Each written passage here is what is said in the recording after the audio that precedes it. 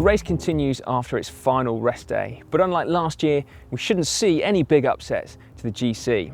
This is the final sprint stage before the riders hit Madrid, and the big sprinters teams are likely to want to really control today's stage. The riders start out in Calahorra at around 1 o'clock local time and head west towards the finish line in Burgos. The first intermediate sprint is located in Logroño after 41.5 kilometers. Stage 5 of Vuelta A España finished here last year when John Degenkolb won in a sprint. The feed zone comes just after reaching Domingo de la Calzada after 91.8 kilometers. And 20 k's later, it's time for the first climb of the day. The Alto de Pradilla is 6 kilometers long and has an average gradient of 5.4%. It's been an easy day so far, and the sprinters shouldn't have a problem rejoining the peloton if they get dropped. However, they can't afford to wait too long as the next climb starts less than 20 k's from the top of Alto de Pradilla.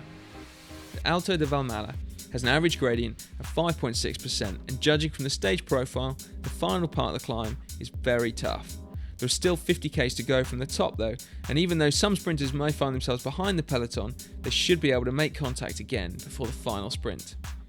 The last intermediate sprint of the day is located in Ibas de Juarros with 26 kilometers to go. The peloton will most likely be chasing the morning breakaway at this point, and they shouldn't have problems bringing them back in time for the sprint. The run-in towards the final 5 kilometers are a bit tricky with a few twists and turns. However, there aren't any dangerous corners within the last kilometre this time. It's straight out, all the way to the finish line, and we can expect a high-speed finish.